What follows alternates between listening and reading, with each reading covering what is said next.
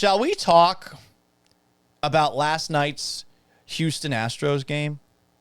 I think we should. Astros won 6-3. If you listened to yesterday's show, you'd know that I believe the Astros have to win 5 of 6 on this homestand. I am not accepting anything less than 5 of 6. And to their credit, last night, they got a dub. They certainly got some help early on from the Texas Rangers, but Jason Alexander gave you 4 2/3 innings of solid work, 5 strikeouts along the way. Stephen O'Kurt stepped in and actually had pretty good inning and a third of relief. And while it certainly was something that, wasn't clean, again, because he did allow a couple of hits and he did have a walk, Brian Abreu was able to close the door with a save. You had some nice moments in last night's game, whether it was Zach Cole stepping in for Yordan Alvarez with a 2-for-3 performance, including another home run, or Jesus Sanchez with a double and gunning a guy out at home plate at a critical juncture in, I believe, what was it? Was it the 7th inning? I think it was. We had some good moments from all sorts of Astros players last night, considering they got 6 runs on 6 hits. But they got some help from the Texas Rangers. They got some help from Texas early on in this game. And said help was very costly because, in case you are living under a rock, this is what happened to Yordan Alvarez's ankle last night. To quote Lando Calrissian from the Star Wars cinematic universe, which is what he says as he was grabbed by a tentacle on the leg from the pit of Carcoon, a.k.a. the Sarlacc. Look at that. Oh, God. Fuck. Gross. So that happened after the Rangers just totally fucked around on what should have been just a routine dead ball in the infield. Yordan is seemingly very uncoordinated, rolling around, going all the way to home plate, lands on home plate awkwardly like that. Well, I think he was trying to dodge a tag. And immediately everyone's looking at him and is wondering, oh, shit, is he going to be out for the rest of the year? I believe he was on crutches and in a boot after the game. Let's ask what the online doctors have to say about Yordan Alvarez. Here's Dr. Jeff Mueller, PT, DPT. Yordan, 2 concerns. Left ankle sprain, slides off plate and rolls. Inversion sprain, potential high grade. Knee bone bruising, concern on LCL sprain due to various stress, but hard to tell by the angle. Fibula could also be implicated. Oh, fuck. I mean, that doesn't sound good. Did seem like he rolled his ankle twice, so also not good. He slipped on home plate there. You could see it if you're watching along right now. I mean, shit on a stick. That's bad. That's bad what happened to Yordan Alvarez there.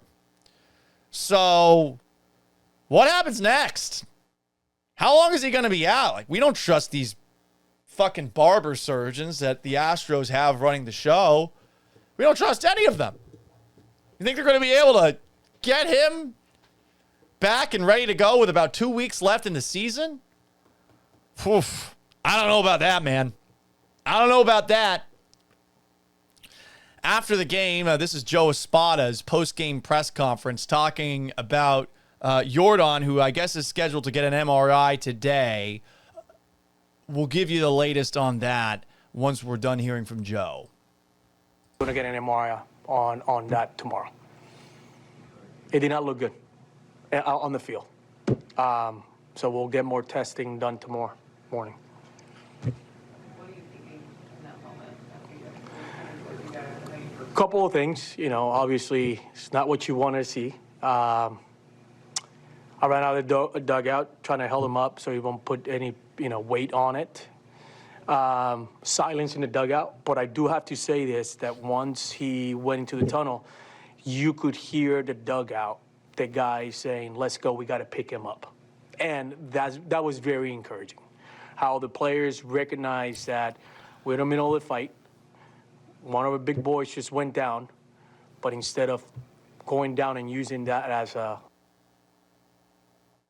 another injury, they went, somebody needs to pick him up. And I thought that was a big moment for us to kind of get over that little moment there when one of our best players. Oh my God.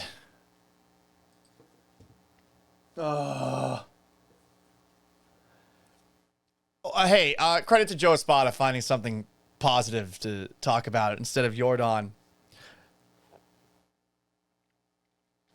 Yeah, we're pretty sure that we're going to have to amputate Yordan at the foot, but hey, I really like how the clubhouse responded. And look, what's Joe Espada supposed to do there? I'm not dumping on him for reacting that way. I'm just disappointed that this has happened. And that Joe's probably thinking to himself, fuck, man, what did I do to get this bad luck? I mean, that Espada's been putting together all these lineups all season long. I do think he is legitimately a manager of the year.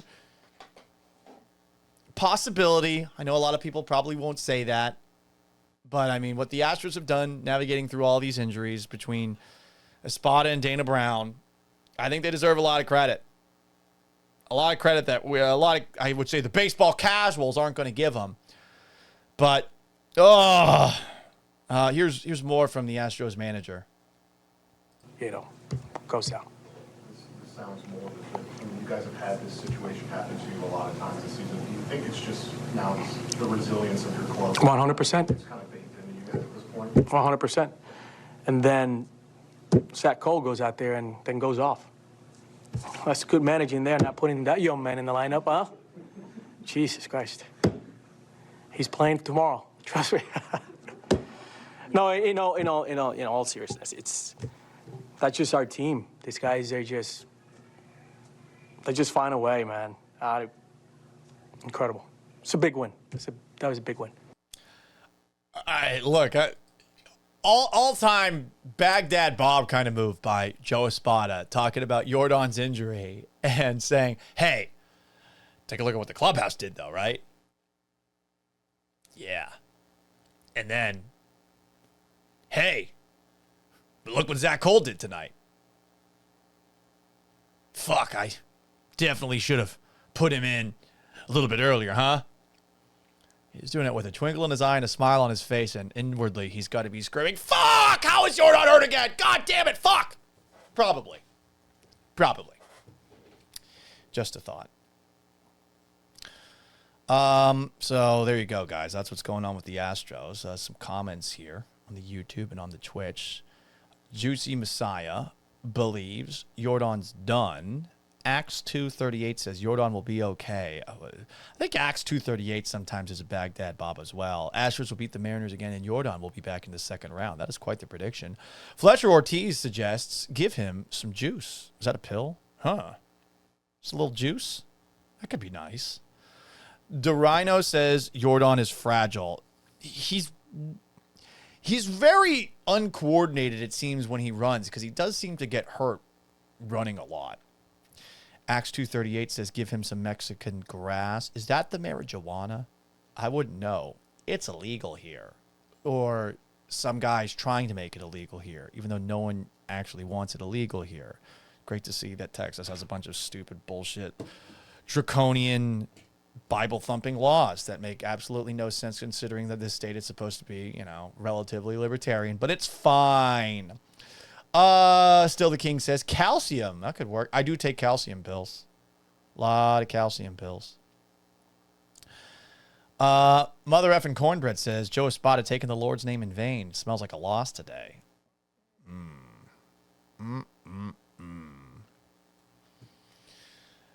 Lone Ranger says he needs some milk. Mother effing Cornbread says he didn't eat steroid chicken as a child. Magnum5317 asks, do you think the stop sign came too late for Yordan? No, I think it's smart that he went all the way around. I just think he's an uncoordinated runner, and he slipped on home plate. You know, you land on home plate with those spikes, and yeah, you might slide forward a little bit because there's no give there. And then he rolled his ankle while doing it. Common Sense 200 says, on one good note, the Mariners play the Dodgers for the final 3 games of the season. No, I don't look at it as a good thing. Look at where the Dodgers are in the National League. The Dodgers are really far behind both the Phillies and the Brewers as far as getting one of the top 2 seeds in the National League. So, sure, I think the Dodgers want to win the National League West, but is it really that much of an edge if you were potentially playing someone like, I don't know, San Diego in the first round of the playoffs? Is it really that much of an edge to be the home team when you're potentially playing somebody like that's an hour south of you? I mean, you know, I suppose it could, but I'm looking at it from do you care about home field advantage, or do you care about having your guys rested for the 3-game series? The Dodgers will be in the playoffs, I imagine, by then, and I don't think that they're going to need to play those last 3 games of the year. Just taking a look at the schedule ahead, I would imagine they will rest some guys there. So I'm not relying on the Dodgers to help the Astros out at the end of the year. The Astros have to rely on themselves. They got to win at least 5 on this homestand. At the very least, they did open up this homestand with 1 win.